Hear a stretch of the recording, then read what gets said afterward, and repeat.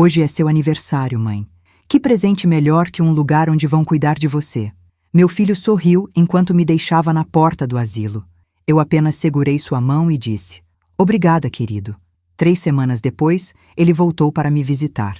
Sabe aquele momento em que você olha para alguém que criou, que ensinou a caminhar e percebe que não conhece mais quem está na sua frente? Foi isso que senti quando Marcos estacionou o carro na frente do Lar São Vicente, naquela terça-feira de setembro, dia do meu aniversário de 73 anos. Ele carregou minha mala pequena, a mesma que eu usava nas viagens para visitar minha irmã, e disse que seria melhor para todos. Não chorei. Apenas segurei a alça da minha bolsa de crochê, aquela que eu mesma fiz há 15 anos, e agradeci. Quando ele retornou, esperando me encontrar tricotando na sala comum, a recepcionista apenas sorriu e disse: Sua mãe? Ah, ela não está mais aqui. Meu nome é Helena Cristina dos Santos. Tenho 73 anos e trabalhei 42 anos como professora primária. Aposentei em 2018 com salário de R$ 6.400. Criei o Marcos sozinha depois que o pai dele, meu João, morreu de infarto, quando o menino tinha apenas 12 anos. João era metalúrgico, trabalhava no ABC Paulista. Morreu em 2003, deixando uma casa em Diadema quitada e um seguro de vida de R$ 120 mil. Era tudo que tínhamos, mas eu transformei esse tudo em muito mais ao longo dos anos seguintes. Quando João se foi, Marcos estava na 6ª série. Um menino doce, inteligente, mas que começou a dar trabalho na escola após a morte do pai. Matava a aula, brigava com os colegas, chegava em casa com os uniformes rasgados. As professoras me chamavam toda semana. Dona Helena, o Marcos precisa de acompanhamento psicológico, disse a coordenadora da escola municipal onde ele estudava.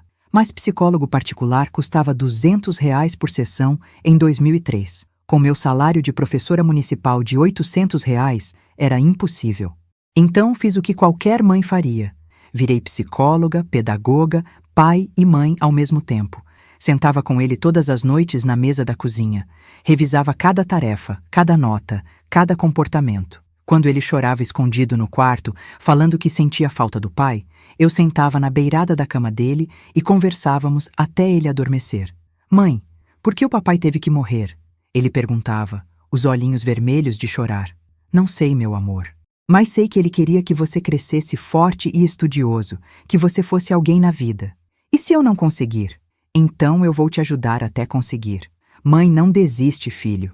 Aos poucos, ele foi voltando ao normal. As notas melhoraram, os problemas disciplinares diminuíram. Em 2008, quando terminou o ensino médio, passou no vestibular para administração numa universidade particular de 2ª linha. Não era USP, mas era ensino superior. E para uma família como a nossa, já era uma vitória. A mensalidade da faculdade em 2008 era de R$ 900. Com meu salário de professora, que havia subido para R$ 1.100, sobrava muito pouco para o resto. Vendi nossa casa em Diadema por R$ 280 mil e comprei um apartamento menor em São Bernardo por R$ 160 mil. Os 120 mil restantes guardei numa poupança para emergências e para bancar os estudos do Marcos. Durante os 4 anos de faculdade dele, gastei aproximadamente R$ 54 mil. Mensalidade, livros, transporte, lanche, xerox, trabalhos. Tudo saía do meu bolso. Ele até tentou trabalhar no 2º ano, mas as notas caíram e eu proibi. Mãe, eu posso trabalhar meio período e estudar. Ele insistia. Não, meu filho. Seu trabalho agora é estudar. Deixa que sua mãe se vira. E eu me virava mesmo. Dava aulas particulares aos fins de semana, vendia brigadeiros na escola onde trabalhava, economizava em tudo para que ele não passasse necessidade. Em 2012, quando ele se formou, eu estava orgulhosa e exausta. Havia gastado quase toda a minha reserva, mas meu filho tinha um diploma. Era administrador formado, o primeiro da nossa família a pisar numa universidade.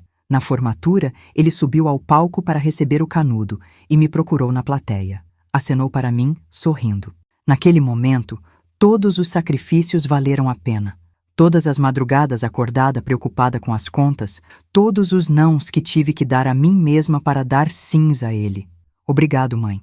Ele disse quando chegou em casa, ainda de beca com o diploma nas mãos. Por tudo, Eu prometo que vou retribuir. Guardei essas palavras no coração como se fossem ouro, mas formar era só o começo.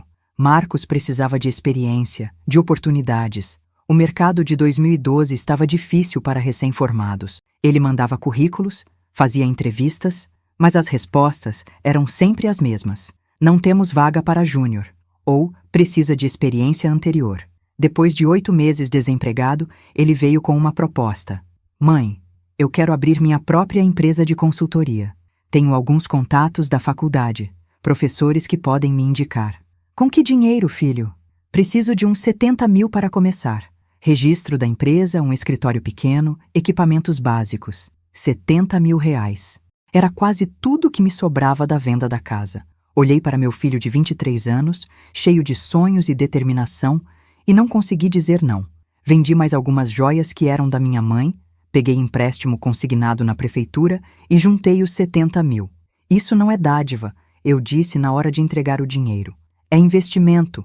Quando você começar a ganhar bem, você me devolve. Claro, mãe, com juros. Ele brincou, mas eu senti sinceridade nas palavras. A consultoria Marcos Santos foi aberta em janeiro de 2013. Começou pequena, atendendo microempresas na região do ABC. O escritório era uma sala de 20 metros quadrados em São Bernardo, mobiliada com o básico: uma mesa, 2 cadeiras, um computador e muita vontade de vencer. Nos primeiros 2 anos, Marcos vinha me visitar toda semana.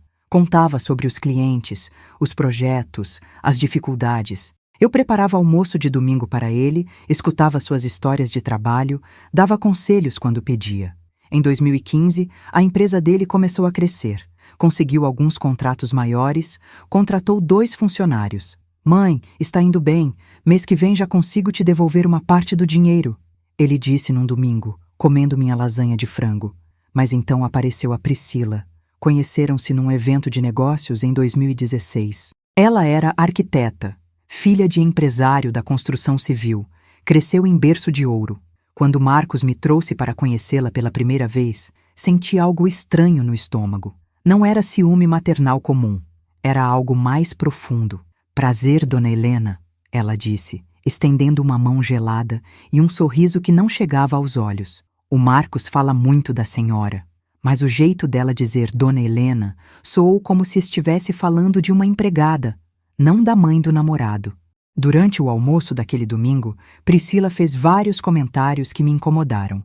Nossa, que apartamento aconchegante! Disse olhando ao redor com aquela expressão que significa exatamente o oposto. Deve ser bom morar num lugar simples assim, sem muita preocupação com manutenção. Simples. A palavra ecoou na minha cabeça durante dias. Casaram em março de 2017. Uma cerimônia pequena, mas Priscila fez questão de deixar claro que ela queria algo maior. É uma pena que não pudemos fazer a festa que sonhávamos, ela comentou com as amigas, alto o suficiente para eu escutar. Mas né, começando do zero é assim mesmo. Do zero? Meu filho tinha uma empresa crescendo, um apartamento próprio que ele conseguiu financiar com o lucro do negócio. Começando do zero era quando eu fiquei viúva aos 43 anos com uma criança para criar. Após o casamento, as visitas de Marcos começaram a espaçar. De toda semana, passou para quinzenal, depois para mensal. Quando eu ligava para ele, sempre havia uma desculpa. Mãe, estou super corrido no trabalho. Ou, Priscila não está se sentindo bem, não posso sair. Um dia, em dezembro de 2017, ele veio me visitar sozinho. Cadê a Priscila? Perguntei. Está cansada, trabalhou muito esta semana. Mentira. Eu sabia que era mentira pelo jeito como ele desviou os olhos. Filho, está tudo bem entre vocês? Está, mãe. Por que pergunta? Porque você parece diferente, mais distante. Ele suspirou. É que a Priscila acha que eu dependo demais da senhora, que já está na hora de eu crescer e ser mais independente. Independente. Como se 40 anos de cuidado fossem dependência doentia. E você concorda com isso? Não é isso, mãe. É que a gente está construindo nossa própria família agora. Preciso dar atenção para minha esposa também. E eu estou atrapalhando? Não está. Mas ela se sente meio deixada de lado quando venho aqui toda semana. Ali começou o meu isolamento. Marcos passou a vir uma vez por mês, depois a cada 2 meses. As ligações telefônicas ficaram mais curtas, mais formais. Ele parou de contar detalhes do trabalho, parou de pedir conselhos, parou de ser meu filho para virar apenas o marido da Priscila. Em 2019, comecei a sentir dores fortes nas mãos e joelhos. O médico diagnosticou artrose avançada. Alguns dias a dor era tanta que mal conseguia abrir uma garrafa de água ou carregar uma sacola de supermercado. Liguei para o Marcos contando sobre o diagnóstico. Nossa, mãe, sinto muito. A senhora precisa de alguma coisa? Não, filho. Só queria que soubesse. Qualquer coisa me liga, tá? Tenho que desligar agora. Estou numa reunião importante. Esperei ele ligar de volta. Esperei ele aparecer para ver como eu estava. Esperei uma semana. Nada. Foi então que comecei a contratar a Conceição, uma mulher de 50 anos, viúva também, que trabalhava como cuidadora.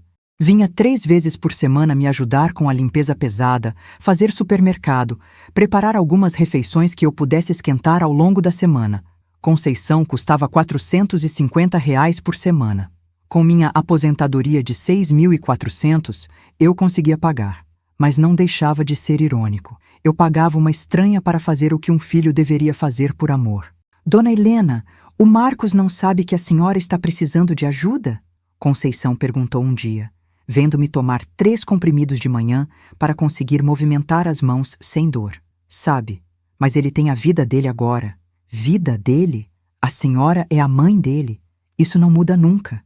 Conceição tinha razão, mas eu já havia me conformado. Filho casado é filho perdido, dizia minha vizinha Dona Carmen. Eu não acreditava nisso antes. Agora estava começando a acreditar. Ironicamente, era justamente em 2019 que a empresa do Marcos mais crescia. Conceição sempre via ele passando na TV local, dando entrevistas sobre empreendedorismo, falando sobre o sucesso da consultoria dele. Jovem empresário de São Bernardo, fatura mais de R$500 mil por ano, dizia a manchete. R$500 mil por ano. Dinheiro que começou com meus R$70 mil investidos em 2013. Dinheiro que cresceu porque eu abri mão de comprar roupas novas, de trocar meus móveis velhos, de fazer viagens, de viver minha própria vida para viver a dele. Mas quando eu comentava isso com Conceição, soava como amargura de velha. Eu não quero nada dele, eu dizia. Só queria que ele lembrasse que existe. Lembra sim, Dona Helena. Só está meio perdido agora. Homem às vezes fica assim quando casa. Mas passa. Eu queria acreditar que passava. Queria acreditar que meu filho voltaria a ser aquele menino que me procurava na plateia da formatura. Mas a cada mês que passava, ele ficava mais distante, mais frio, mais estranho.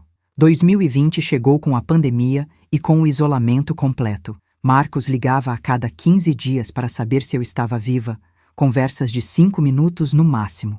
Está tudo bem, mãe? Está, filho. Qualquer coisa me liga. Preciso desligar, tenho uma call importante. Call. Meu filho falava em inglês agora. Conceição não podia vir por causa das restrições sanitárias. Fiquei 3 meses completamente sozinha, comprando supermercado por delivery, conversando apenas com os entregadores que traziam minhas encomendas. A solidão dessa época foi diferente de qualquer coisa que já havia sentido. Quando João morreu, eu tinha o Marcos para cuidar. A dor da perda se misturava com o propósito de ser mãe. Agora era só vazio. Vazio e dor física nas articulações que piorava com o inverno. Teve um dia, em julho de 2020, que desmaiei no banheiro.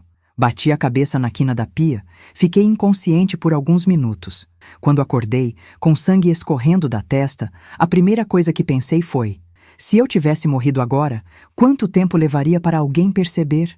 A resposta me assombrou. Provavelmente só na terça seguinte, quando Conceição voltasse ao trabalho e encontrasse meu corpo. Foi aí que liguei para o Marcos. Filho, você pode vir aqui? Por quê, mãe? Aconteceu alguma coisa? Desmaiei e bati a cabeça. Estou sangrando. Nossa, grave? Não sei. Você pode vir? Mãe, com a pandemia é complicado. A Priscila está grávida, não podemos nos expor. Liga para o SAMU se estiver grave. SAMU.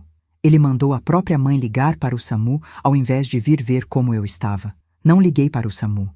Limpei o sangue, colei um band-aid e chorei até não ter mais lágrimas. Ali, eu entendi que havia perdido meu filho para sempre. Não para a morte como havia perdido João. Para algo muito pior. Para a indiferença. Em fevereiro de 2021, Priscila deu à luz a Pietro, meu primeiro neto. Fiquei sabendo por WhatsApp. Uma foto do bebê com a mensagem: nasceu o Pietro, 3,2 50 cm. Mãe e bebê passam bem. Como se eu fosse uma conhecida distante, não a avó da criança. Pedi para ir visitar. Mãe, com a pandemia é melhor esperar. Bebê recém-nascido não pode ficar exposto. Esperei. A pandemia passou, as vacinas chegaram, mas as desculpas continuavam. Pietro está com cólica. Priscila está muito cansada. Não é um bom momento.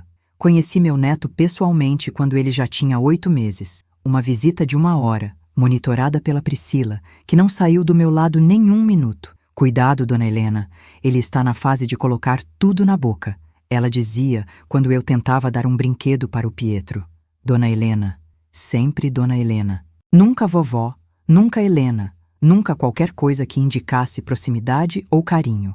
Em 2022, com Pietro já andando, tentei uma última aproximação.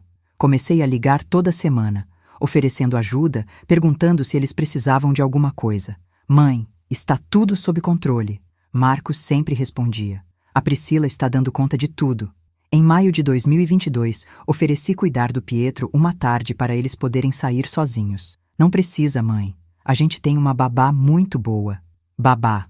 Preferiam pagar uma estranha para cuidar do meu neto do que deixá-lo comigo uma tarde. Em agosto, tentei convidá-los para almoçar no meu aniversário de 72 anos. Ai, dona Helena, que pena.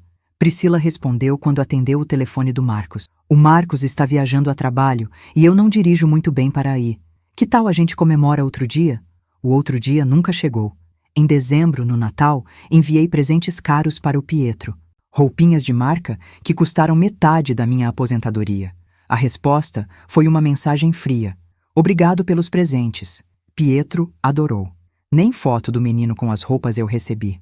Nesta terça-feira, 12 de setembro de 2023, acordei cedo como sempre. Fiz café, sentei na varanda, olhei o movimento da rua.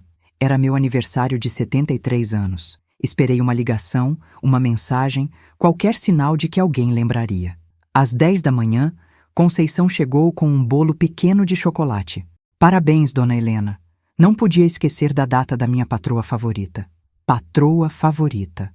Uma funcionária se lembrava do meu aniversário quando meu próprio filho havia esquecido. Às 2 da tarde, o interfone tocou. Era Marcos. Meu coração disparou. Ele lembrou. Veio me parabenizar. Corri até o interfone como uma adolescente apaixonada. Filho, que surpresa boa! Oi, mãe, posso subir? Ele subiu as escadas devagar, como se cada degrau fosse um peso. Quando abriu a porta do elevador, vi uma mala pequena na mão dele. Minha mala pequena. Aquela que eu guardava no alto do guarda-roupa. Filho, o que é isso? Mãe, precisamos conversar. Sentamos na sala. Ele olhava para tudo, menos para mim. Mãe, a Priscila e eu conversamos muito e chegamos numa conclusão. Meu estômago gelou. A senhora está ficando muito sozinha aqui. Com essa artrose, pode cair, se machucar e a gente nem vai saber. Mas eu tenho a Conceição. Ah, sim, Conceição vem 3 vezes por semana. E se acontecer alguma coisa nos outros dias? Ele respirou fundo. A gente pesquisou e achou um lugar muito bom para a senhora. Um lugar onde vão cuidar da senhora 24 horas, onde a senhora vai ter companhia, atividades. As palavras dele chegavam como socos no meu estômago. Um lugar? É um lar para idosos, mãe? Mas é muito bom, sabe? Tem enfermagem, fisioterapia, nutricionista, asilo. Ele estava me levando para um asilo no meu aniversário. E se eu não quiser ir? Mãe, a senhora quer o nosso bem, né? A gente não tem estrutura para cuidar da senhora em casa. A Priscila está grávida de novo, o Pietro dá muito trabalho. Grávida de novo. Nem isso ele havia me contado. É temporário, ele continuou. Até a senhora se adaptar, melhorar dessa artrose, ficar mais independente. Mentira. Eu sabia que era mentira. Vi nos olhos dele a mesma expressão que tinha quando era criança e quebrava alguma coisa escondido. Ele não mentia bem desde pequeno. Hoje é meu aniversário, filho. Eu sei, mãe. Por isso pensei que seria um bom presente. Um lugar onde vão cuidar da senhora direito. Cuidar de mim direito. Como se eu fosse um fardo que ele finalmente conseguiu se livrar. Já está tudo acertado? Já conversei com eles. A senhora pode levar suas coisas pessoais, algumas roupas. Ele já havia decidido tudo sem me consultar. Já havia me matriculado, pago a entrada, escolhido meu quarto. Eu era apenas uma encomenda sendo entregue no destino final. Quanto custa? 8.500 por mês. A senhora paga com a aposentadoria e uma parte da reserva que tem guardada. Como ele sabia da minha reserva? Como ele sabia exatamente quanto eu tinha de dinheiro? Eu não quero ir, Marcos. Mãe, por favor, não torna isso mais difícil do que já é. Para quem? Para ele? Porque para mim já era impossível. Olhei para meu filho de 34 anos, pai de família, empresário bem-sucedido, e tive que aceitar uma verdade dolorosa. Eu havia perdido totalmente o controle sobre minha própria vida. Está bem, eu disse. Vou pegar minhas coisas. Ele me ajudou a fechar a mala com as roupas que escolhi levar. Peguei minha bolsa de crochê, alguns remédios, o álbum de fotos da família. Tudo o que restava de 73 anos de vida cabia numa mala pequena. Na porta, ele me abraçou. Um abraço rápido, meio sem jeito. A senhora vai gostar de lá, mãe. Tem muita gente da sua idade. Tenho certeza, eu disse, segurando as lágrimas. Durante o trajeto até o Lar São Vicente, fiquei olhando pela janela as ruas que eu conhecia há décadas. Estava me despedindo de tudo. Da minha vizinhança, da minha independência, da minha dignidade. A visita é domingo das 14 às 17 horas, Marcos disse enquanto estacionava, como se eu fosse presidiária recebendo informações sobre o horário de visita. Você vem domingo? Claro, mãe. Toda semana. Mais uma mentira. Eu sabia que seria a última que eu escutaria dele por muito tempo. E você? O que faria no meu lugar? Deixe seu comentário contando o que você está sentindo vendo essa história. Será que Marcos realmente vai me visitar toda semana como prometeu? O que você acha que vai acontecer quando ele voltar? O Lar São Vicente não era o lugar horrível que eu imaginava. Era limpo, organizado, com funcionários educados e quartos individuais com banheiro próprio. Mas não era minha casa, e isso fazia toda a diferença do mundo. Meu quarto ficava no segundo andar, número 247. Uma cama de solteiro, um guarda-roupa pequeno, uma poltrona de couro sintético marrom e uma janela que dava para o estacionamento. Era ali que eu deveria passar meus últimos anos de vida, olhando carros entrando e saindo. Na primeira noite, não consegui dormir. O colchão era diferente, o travesseiro muito baixo, os barulhos estranhos. Ouvia os passos dos funcionários no corredor, as tosses de outros residentes, o barulho da máquina de café sendo ligada às 5 da manhã. Às 6 horas, uma auxiliar de enfermagem bateu na porta. Dona Helena? Hora do café da manhã. Era a Jéssica, uma menina de uns 25 anos, magra, com um sorriso genuíno que me fez sentir um pouco menos perdida. Posso tomar café no quarto? Pode, mas é melhor descer. A senhora vai conhecer o pessoal, fazer amizades. Amizades, como se fosse simples assim. Desci para o refeitório de má vontade. Umas 40 pessoas estavam sentadas em mesas de 4 lugares cada. Alguns conversavam animadamente. Outros comiam em silêncio. Alguns poucos pareciam não entender muito bem onde estavam. Senta aqui, querida. Uma senhora de cabelos brancos impecáveis me chamou. Sou a Carmen, mas pode me chamar de Dona Carmen. Chegou ontem? Cheguei. Helena. Bem-vinda ao Clube dos Filhos Ingratos. Ela disse rindo, mas com amargura nos olhos. Brincadeira. Aqui é bom. Você vai se acostumar. Na mesa também estava seu Arnaldo. Um homem de uns 75 anos, ex-contador, viúvo há 3 anos. E Dona Marta, 80 anos, que havia sido diretora de escola a vida inteira. Pessoas cultas, inteligentes, que tinham muito mais a oferecer ao mundo do que um quarto no segundo andar de um asilo. E o que trouxe você para cá? Dona Carmen perguntou enquanto passava geleia no pão. Meu filho achou que seria melhor. Ah, o clássico, seu Arnaldo comentou. Filhos que acham que sabem o que é melhor para os pais. O meu vendeu minha casa sem me consultar. Disse que era para meu próprio bem. Dona Marta suspirou. A minha nora conseguiu convencer meu filho de que eu estava com demência. 3 exames médicos provando que está tudo normal na minha cabeça. Mas ela insistiu que eu precisava de cuidado especializado. Comecei a entender que eu não estava sozinha. Havia toda uma geração de pais abandonados ali, cada um com sua versão da mesma história. Filhos que cresceram, enriqueceram e decidiram que os pais eram um problema a ser resolvido. No terceiro dia, recebi uma visita inesperada. Conceição apareceu no portão do asilo com os olhos vermelhos de chorar. Dona Helena, graças a Deus que a encontrei. Conceição? Como você soube que eu estava aqui? Fui trabalhar na sua casa ontem. Quando cheguei, tinha um homem lá tirando suas plantas do jardim. Perguntei o que estava acontecendo e ele disse que a casa ia ser vendida, que a senhora tinha se mudado. Vendida? Marcos estava vendendo minha casa? Consegui o telefone do Marcos com a vizinha e liguei para ele. Ele disse que a senhora estava melhor cuidada aqui e que meus serviços não eram mais necessários. Demitida. Conceição havia sido demitida sem nem me consultarem. Dona Helena, eu preciso contar uma coisa para a senhora. É sobre a Priscila. Meu coração acelerou. O que sobre ela? Conceição olhou ao redor, se certificou de que estávamos sozinhas no jardim do asilo. Há uns 2 meses, quando eu estava limpando a casa da senhora, a Priscila apareceu lá. Na minha casa? Sozinha? Sozinha. Disse que estava procurando uns documentos que o Marcos tinha esquecido. Mas ela ficou mexendo nos seus móveis, fotografando tudo, medindo suas coisas. Fotografando com o celular. A cômoda francesa da sua avó, o aparador de jacarandá, o piano alemão, tudo. E ficava falando no telefone com alguém sobre peças de época e valor de mercado. Meu sangue gelou. Meus móveis eram heranças de família, peças que minha mãe havia deixado para mim. A cômoda francesa vinha da minha bisavó. Era de 1890. O aparador era do meu pai, madeira maciça de jacarandá. O piano alemão foi comprado nos anos 50 com muito sacrifício. E tem outra coisa, Conceição continuou. Semana passada vi um anúncio no Mercado Livre. Era sua cômoda francesa sendo vendida por Priscila Monteiro Consultoria. Ela está vendendo minhas coisas? Está, por R$18.000. E tinha uma descrição dizendo peça de família, urgente, aceito proposta. R$18.000. Uma fortuna para uma cômoda que tinha valor muito mais sentimental que financeiro para mim. Mas para eles era só dinheiro fácil.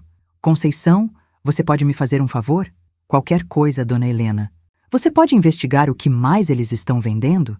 Entrar no Mercado Livre, no OLX, ver se encontra outras coisas minhas?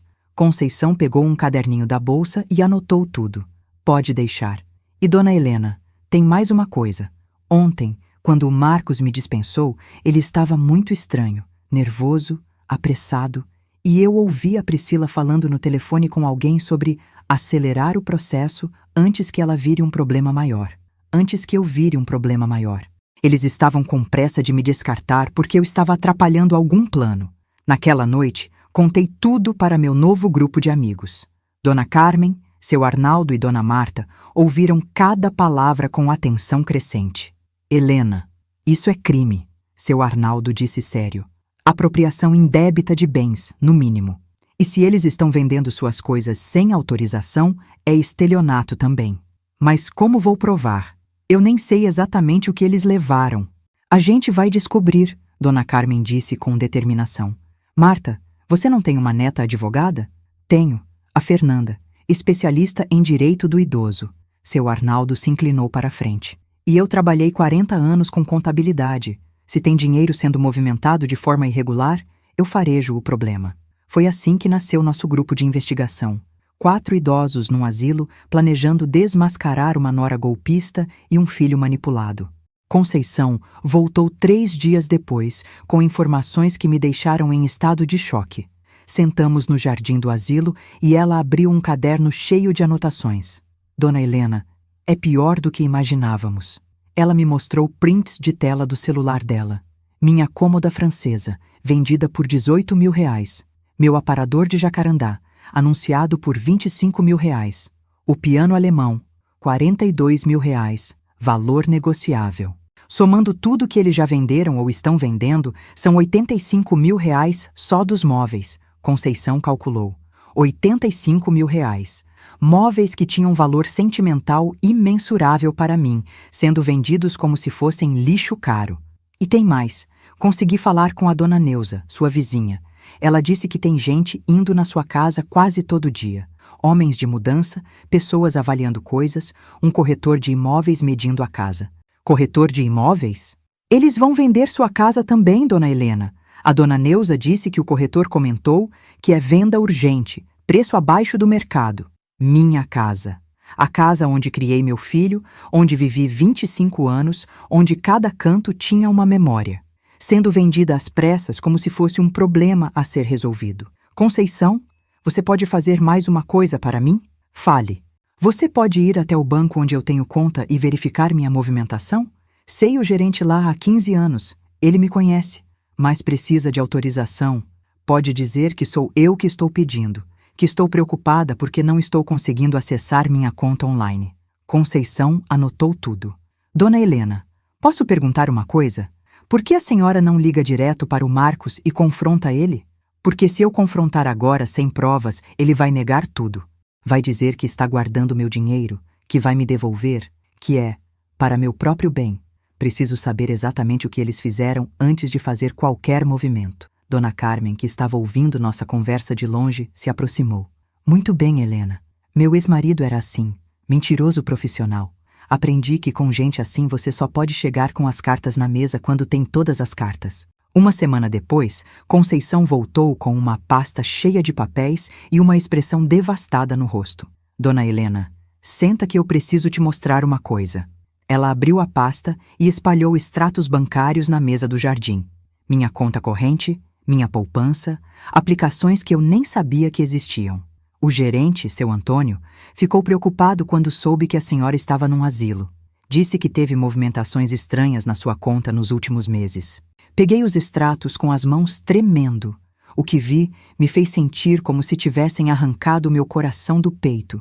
Transferências de R$ 5.000, de R$ 8.000, de R$ 12.000, sempre para a conta de Marcos ou para contas que eu não conhecia. Em 6 meses, tinham saído R$ 87.000 da minha reserva. Como isso é possível? Eu não autorizei nenhuma transferência. Conceição apontou para um documento no meio dos papéis. Aqui está o problema. Procuração em nome do Marcos para movimentar suas contas. Assinada pela senhora em março deste ano. Peguei o documento. Era minha assinatura mesmo, mas eu não me lembrava de ter assinado isso. Dona Helena, a senhora lembra de ter assinado algum papel para o Marcos? Algo que ele disse que era só uma formalidade? Pensei, e de repente me lembrei. Em março, Marcos havia aparecido com uns papéis. Disse que era para facilitar, se um dia eu precisasse de ajuda com as contas. É só para emergências, mãe. Para eu poder te ajudar se precisar. Emergência dele, não minha. Seu Antônio disse mais alguma coisa? Disse que nos últimos 2 meses apareceu uma mulher se passando por sua procuradora. Loira, bem vestida, dizendo que a senhora tinha dado autorização para ela movimentar a conta. Priscila, ela estava usando a procuração que Marcos me fez assinar para roubar meu dinheiro. E o pior, dona Helena, Conceição continuou. Seu Antônio disse que a empresa do Marcos está com problemas. Deve muito dinheiro para fornecedores, está quase falindo. Tudo começou a fazer sentido. A pressa em me colocar no asilo, a venda dos móveis, o roubo do dinheiro. Eles estavam usando meu patrimônio para salvar a empresa falida do Marcos. Seu Arnaldo, que estava ouvindo tudo, balançou a cabeça. Helena, isso é mais sério do que imaginávamos. Eles não estão só te negligenciando. Eles estão te roubando sistematicamente. Mas a revelação mais devastadora ainda estava por vir. Fernanda, a neta advogada da dona Marta, apareceu no asilo numa tarde de quinta-feira. Uma mulher de uns 35 anos, séria, com uma pasta cheia de documentos. Dona Helena, consegui algumas informações sobre a situação da empresa do seu filho e sobre a Priscila. Sentamos na sala de visitas, um ambiente mais reservado. Fernanda espalhou papéis na mesa com a eficiência de quem faz isso profissionalmente. A consultoria do Marcos está devendo R$ 340 mil para fornecedores, tem 3 processos trabalhistas em andamento e está no Serasa há 4 meses. R$ 340 mil. Era dinheiro que eles nunca conseguiriam pagar com a receita da empresa. E a Priscila? Aí é que a coisa fica interessante. Fernanda puxou outro documento. Ela não é só arquiteta. Tem uma empresa fantasma registrada no nome dela desde 2019. Priscila Monteiro Consultoria. Objeto social. Compra e venda de antiguidades e objetos de arte. Objetos de arte. Meus móveis antigos. Pelos registros que consegui, Ela já movimentou mais de R$ 200 mil nessa empresa nos últimos 2 anos. E adivinha de onde vem a maior parte do dinheiro? Não precisei adivinhar. Eu sabia. Dos móveis que ela roubou da minha casa. Exato. E tem mais. Conversei com um investigador particular que trabalha com casos de abuso financeiro contra idosos. Ele disse que é um padrão comum. Noras que convencem os maridos a isolar as mães, depois sistematicamente roubam tudo que elas têm. Fernanda me entregou uma foto. Essa foto foi tirada no último fim de semana. Seu filho, a Priscila e o Pietro, numa pousada em Campos do Jordão. Suíte presidencial, R$ 800 a diária. R$ 800 por noite, com meu dinheiro. Enquanto eu comia comida de asilo e dormia numa cama de solteiro, eles gastavam meu dinheiro em viagens de luxo. E sabe o que é mais revoltante? Fernanda continuou. Encontrei posts nas redes sociais da Priscila. Ela postou uma foto dos móveis da senhora no apartamento novo deles, com a legenda: "Móveis de família têm tanto charme. Herança é tudo. Herança." Ela chamou meus móveis roubados de herança. Dona Helena, a senhora quer que eu processe eles? Olhei para os documentos espalhados na mesa. Provas de roubo, de mentira, de uma manipulação orquestrada para me destruir financeiramente. Senti uma raiva que não sabia que existia dentro de mim. Mas antes disso, quero confrontar meu filho pessoalmente. Quero ver na cara dele quando eu apresentar todas essas provas. Tem certeza? Pode ser perigoso. Eles podem tentar. Podem tentar o quê? Me matar? Eu já estou morta aqui dentro, doutora. Eles me mataram no dia que me trouxeram para este lugar. Agora eu quero a minha ressurreição. Naquela noite, nosso grupo se reuniu no quarto da Dona Carmen para planejar o confronto. Parecíamos conspiradores numa missão secreta e, de certa forma, era exatamente isso que éramos. Helena, você precisa ser esperta, seu Arnaldo disse. Se eles perceberem que você descobriu tudo, podem tentar se livrar das provas. Ou podem tentar internar ela numa clínica psiquiátrica, Dona Marta acrescentou, alegando demência, surto, qualquer coisa. Já vi casos assim. Fernanda abriu um gravador pequeno. Por isso vou estar presente no confronto. E vamos gravar tudo. Qualquer confissão que eles fizerem pode ser usada judicialmente. E se eles não confessarem nada?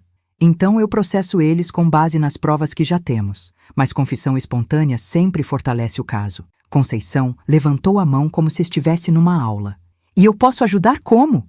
Quero fazer parte disso. Você vai ser nossa testemunha-chave, Fernanda explicou. Você viu a Priscila na casa da Helena, ouviu as conversas, tem acesso a informações que ninguém mais tem. Dona Carmen sorriu maliciosamente. E eu vou providenciar que Helena saia do asilo no dia do confronto sem ninguém perceber. Tenho minhas manhas. Como assim? Querida, você acha que eu fiquei 40 anos dirigindo escola sem aprender a contornar regras quando necessário? 3 dias depois, tudo estava pronto. Fernanda havia marcado uma reunião conciliatória com Marcos e Priscila para uma segunda-feira às 14h, no escritório dela. Disse que era sobre questões relacionadas aos cuidados da Dona Helena. No domingo de manhã, recebi uma ligação inesperada. Era Marcos. Oi, mãe. Como a senhora está? A voz dele soava forçadamente alegre, como sempre acontecia quando ele estava escondendo alguma coisa. Estou bem, filho, adaptando aos poucos. Que bom. Olha, mãe, eu ia visitar a senhora hoje, mas surgiu um compromisso de trabalho. Vou ter que remarcar. Claro, a primeira visita que ele havia prometido e já estava desmarcando. Tudo bem, filho. Trabalho é importante. A senhora está precisando de alguma coisa? Dinheiro, remédio? Dinheiro. A ironia era gritante. Ele perguntava se eu precisava de dinheiro depois de ter roubado R$ 87 mil da minha conta. Não, filho, está tudo bem. Então tá, qualquer coisa me liga. Beijo na testa, como se eu fosse uma criança pequena que ele mandava dormir. Desliguei o telefone e olhei para Conceição, que havia escutado toda a conversa. Ele nem vai vir visitar. Melhor assim, Dona Helena. Menos chance dele desconfiar de alguma coisa antes de amanhã. Conceição estava certa. Era melhor que ele continuasse achando que tinha me neutralizado completamente. Não consegui dormir na noite de domingo para segunda. Fiquei deitada na cama, olhando para o teto, ensaiando mentalmente o que ia dizer, como ia reagir, preparando-me emocionalmente para ver a cara do meu filho quando descobrisse que sua mãe, indefesa, havia investigado tudo. Às 5 da manhã, levantei e fui para a varanda do segundo andar. Era setembro, ainda fazia frio de manhã cedo. Olhei para a cidade acordando, para as pessoas indo trabalhar, para a vida normal acontecendo do lado de fora dos muros do asilo. Hoje vai ser o dia, murmurei para mim mesma. Hoje eu recupero minha dignidade. Uma funcionária da limpeza passou e me viu parada ali. Acordou cedo, dona Helena. Não conseguiu dormir? Não, mas está tudo bem. Hoje é um dia importante. Dia importante como? Sorri para ela. Hoje eu deixo de ser vítima. Às 13h em ponto, Dona Carmen me acompanhou até a porta do asilo. Fernanda estava me esperando num carro preto. Pronta para isso, dona Helena? Mais pronta do que ele imagina. Agora eu descobri toda a verdade. Marcos e Priscila roubaram R$87 mil de mim. Venderam meus móveis de família por mais R$85 mil. Estão vendendo minha casa e usaram todo esse dinheiro para salvar a empresa falida deles e bancar uma vida de luxo. E você? Está ansioso para ver o que vai acontecer? O que você acha que vai acontecer quando eu apresentar todas as provas? Deixe sua opinião nos comentários. O escritório da doutora Fernanda ficava num prédio comercial moderno no centro de São Bernardo. Quando chegamos, às 13h45, Marcos e Priscila já estavam na recepção.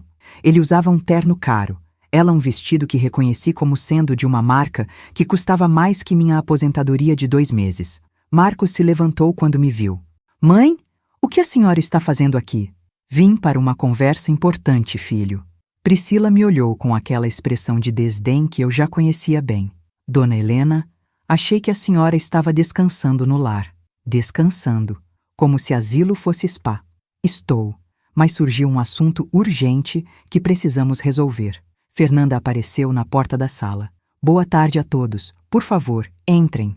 A sala de reuniões tinha uma mesa grande de vidro, cadeiras confortáveis e uma parede inteira de estantes com códigos legais. Fernanda sentou na cabeceira, eu me posicionei de um lado, Marcos e Priscila do outro, como um julgamento. Doutor Fernanda, Marcos começou. Posso saber do que se trata essa reunião? Minha mãe está bem cuidada, pagando todas as despesas. Justamente sobre isso vamos conversar.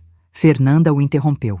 Dona Helena descobriu algumas irregularidades nas suas finanças e pediu minha ajuda para esclarecer a situação. Priscila se mexeu desconfortável na cadeira. Marcos franziu o senho.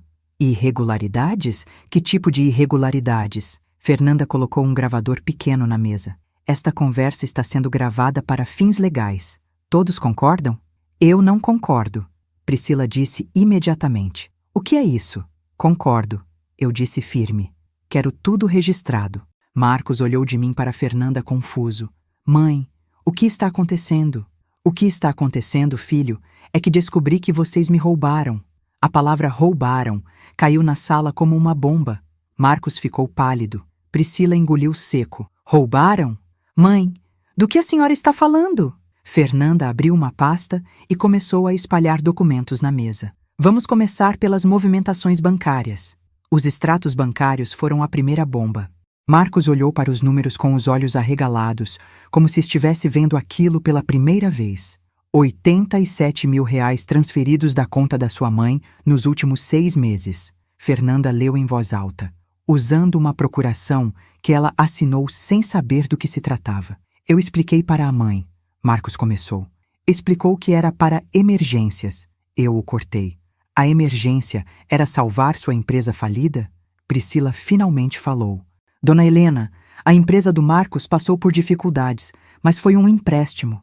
Íamos devolver tudo. Empréstimo sem meu consentimento é roubo. Eu disse olhando diretamente nos olhos dela. Fernanda colocou mais documentos na mesa. Agora vamos falar dos móveis. As fotos dos anúncios no Mercado Livre apareceram uma por uma. A cômoda francesa por R$18 mil. O aparador de jacarandá por 25 mil, o piano alemão por 42 mil. Reconhecem esses móveis? Fernanda perguntou. Marcos estava em choque total.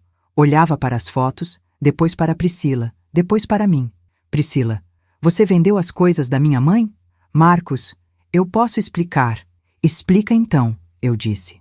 Explica como você entrou na minha casa, fotografou meus móveis e os vendeu como se fossem seus. Priscila estava encurralada. Os olhos dela corriam pela sala procurando uma saída que não existia. Foram só alguns móveis que estavam parados. A dona Helena estava no lar. Não precisava mais. Não precisava? Minha voz subiu pela primeira vez. Eram móveis da minha família, herança da minha avó, lembranças de uma vida inteira. Priscila, Marcos disse com a voz trêmula, me fala que isso não é verdade. Ela não conseguiu responder. Fernanda continuou a exposição. E aqui temos o registro da empresa fantasma da Priscila. Priscila Monteiro Consultoria. Objeto social. Compra e venda de antiguidades. Uma empresa para lavar o dinheiro dos móveis roubados. Eu traduzi. Isso é crime. Marcos sussurrou, mais para si mesmo que para nós. Sim, Fernanda confirmou. Apropriação indébita, estelionato, formação de organização criminosa. Organização criminosa? Priscila explodiu. Isso é exagero. 2 ou mais pessoas se associando para cometer crimes. É exatamente a definição legal. Fernanda respondeu calmamente. Foi quando Fernanda mostrou as fotos das viagens de luxo que Marcos finalmente quebrou. Imagens dele, Priscila e Pietro numa pousada cara em Campos do Jordão, num restaurante francês em São Paulo, numa loja de roupas infantis comprando peças de R$ 500 para o Pietro. Esse dinheiro, Marcos murmurou olhando para as fotos. Era da sua mãe, Fernanda completou. Enquanto ela comia comida de asilo e dormia numa cama de solteiro, vocês gastavam o dinheiro dela em luxos. Marcos começou a chorar. Não um choro bonito de filme, mas aqueles soluços feios de quem está sendo esmagado pela própria culpa. Mãe, eu não sabia. Eu juro que não sabia de tudo isso. Não sabia de nada ou não queria saber? Eu perguntei. Priscila me disse que estava organizando suas finanças, que estava guardando seu dinheiro em aplicações melhores. E você acreditou sem questionar, sem me perguntar? Ele não conseguia parar de chorar. Desculpa, mãe. Desculpa. Priscila, vendo que o jogo havia virado completamente, partiu para o ataque. Dona Helena, a senhora está exagerando. Foram só empréstimos, investimentos. Investimentos? Eu me levantei da cadeira. Investimentos em quê? Na sua vida de madame, enquanto a mãe do seu marido definhava num asilo? A senhora estava sendo bem cuidada. Eu estava sendo roubada. Minha voz ecoou pela sala. Era a primeira vez em 3 semanas que eu gritava, que liberava toda a raiva acumulada. Vocês me trataram como lixo. Me jogaram num asilo no meu aniversário para poder roubar minha casa, meus móveis, meu dinheiro. Vocês me mataram em vida. Marcos estava soluçando descontroladamente. Mãe, perdão, perdão, perdão? Olhei para ele com toda a dureza que consegui reunir. Perdão por ter criado um ladrão? Perdão por ter sacrificado minha vida inteira para formar um homem sem caráter? Foi então que aconteceu o que Fernanda estava esperando. Priscila, desesperada e furiosa, começou a confessar tudo sem perceber. Está bem, eu organizei tudo. Ela se levantou, apontando o dedo para mim. A empresa do Marcos estava falindo. Nós íamos perder tudo. A senhora tinha dinheiro parado, móveis empoeirando, uma casa grande só para uma pessoa. Priscila, para! Marcos implorou.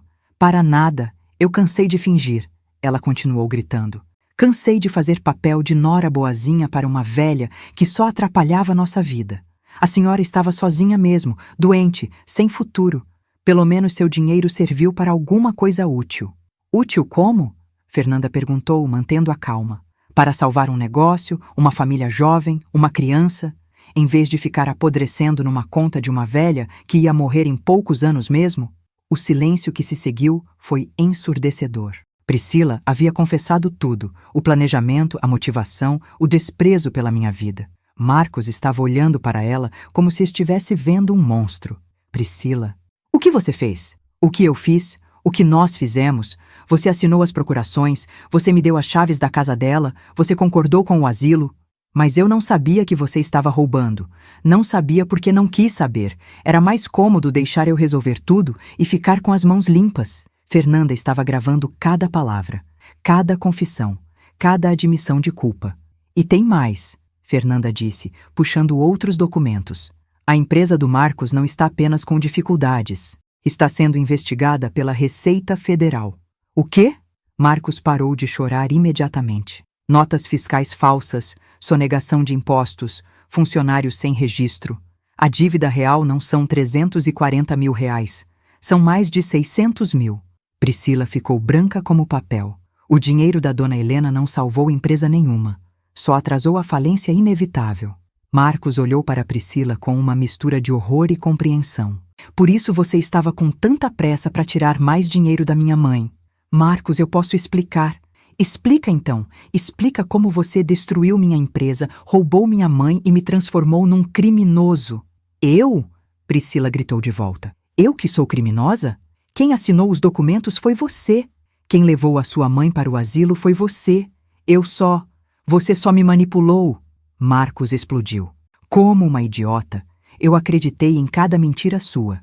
Mas a confissão mais dolorosa ainda estava por vir. Fernanda colocou na mesa uma cópia do meu testamento, que eu havia feito anos atrás. Dona Helena deixou tudo para o filho. Casa, móveis, dinheiro, tudo. 380 mil reais em patrimônio total. Marcos olhou para o documento. Mãe sempre disse que tudo seria meu. E por isso, Fernanda continuou, Priscila acelerou o processo. Quanto mais velha ficasse a dona Helena, maior o risco dela alterar o testamento. Era mais negócio roubar agora e manter as aparências. Priscila não negou. Apenas ficou ali, derrotada, exposta em toda a sua ganância. Havia um plano maior, Fernanda revelou. Conversei com o médico que Priscila consultou sobre problemas de memória da dona Helena. Ela estava tentando conseguir uma declaração de incapacidade mental. Para quê? Marcos perguntou, embora já soubesse a resposta. Para assumir a tutela legal dela, controlar completamente suas finanças. E depois, acidentes acontecem em asilos. A sala ficou em silêncio mortal. A implicação era clara e aterrorizante. Marcos olhou para Priscila com horror absoluto. Você ia matar minha mãe? Não diretamente, Priscila disse friamente, mas uma overdose acidental de medicação, uma queda infeliz no banheiro. Fernanda parou a gravação. Acho que temos material suficiente. O que acontece agora? Marcos perguntou com a voz quebrada. Agora a Priscila vai ser presa. Fernanda disse simplesmente. Apropriação indébita, estelionato, formação de organização criminosa e agora tentativa de homicídio premeditado. E eu? Você tem duas opções, Marcos. Colaborar com a investigação, devolver tudo que foi roubado e tentar um acordo de delação premiada. Ou ser processado como coautor de todos os crimes. Marcos olhou para mim com olhos desesperados. Mãe, o que eu faço? Era a primeira vez em anos que ele pedia minha opinião sobre algo importante. Você faz a coisa certa, filho. Pela primeira vez em muito tempo, você faz a coisa certa. Eu vou devolver tudo. Cada centavo. Vou vender meu apartamento, meu carro, tudo. E a Priscila? Marcos olhou para a mulher que havia sido sua esposa, a mãe do seu filho, e que agora se revelava uma criminosa fria e calculista.